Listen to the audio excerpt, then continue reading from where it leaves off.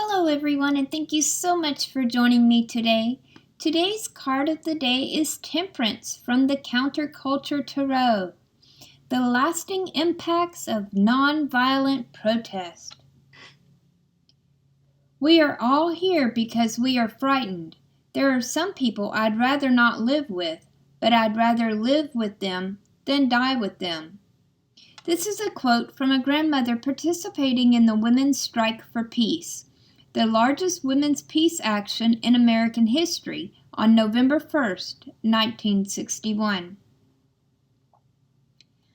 The Rider-Waite Tarot card shows Temperance standing 1 foot in water and 1 foot on land, and these women of the Counterculture card, facing soldiers armed for battle, express the fluid force of peaceful resolution while firmly and immovably planted on the hard earth. On February 1st, 1960, 4 black college students sat in protest at a Woolworth's segregated lunch counter in Greensboro, North Carolina. When they weren't served by the end of the day, they returned the next day with 2 more students. By the end of the week, the media had picked up the story, and many more students, including whites, joined those sitting in. They were quiet and respectful, but they did not cease until they were served. Within months, the sit-in tactic had spread to more than 150 towns and cities in the South and involved more than 70,000 people in the movement to end Jim Crow segregation. Guided by Ella Baker, one of the civil rights movement's Temperance Angels, sit-in supporters were trained to remain calm, resist provocation, and not to retaliate if attacked. That year, Baker helped the students form the Student Nonviolent Coordinating Committee, the SNCC. On November 1st, 1961, tens of thousands of women marched through cities across the United States to protest the testing of nuclear arms. The one-day protest, the largest women's demonstration in American history, was the work of the newly created Women's Strike for Peace.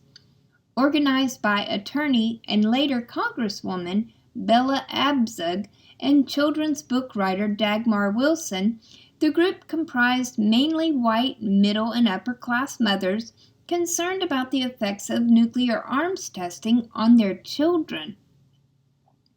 As mothers, they held special status as nurturers and caregivers, and they used this both to appeal to other mothers and to intimidate the nation's patriarchal leaders.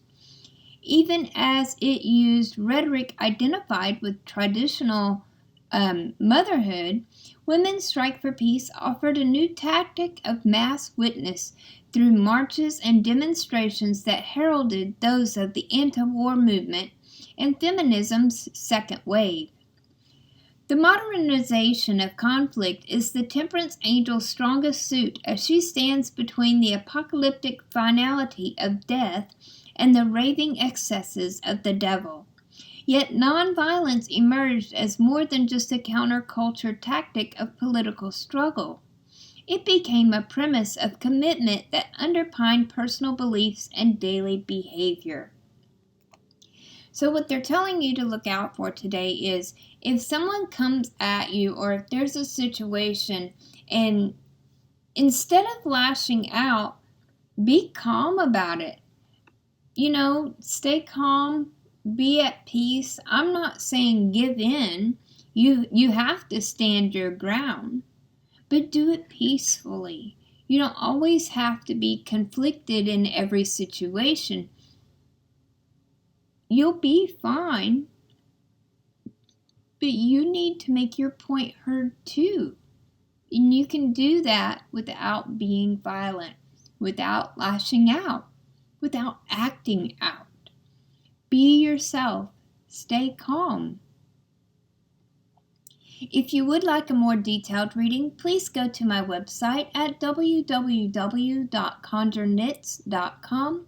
I offer several different styles of readings. I do phone readings, video readings, and chat readings. Just click on one of the links at the top of the page. I look forward to talking to you soon. Have an amazingly calm day.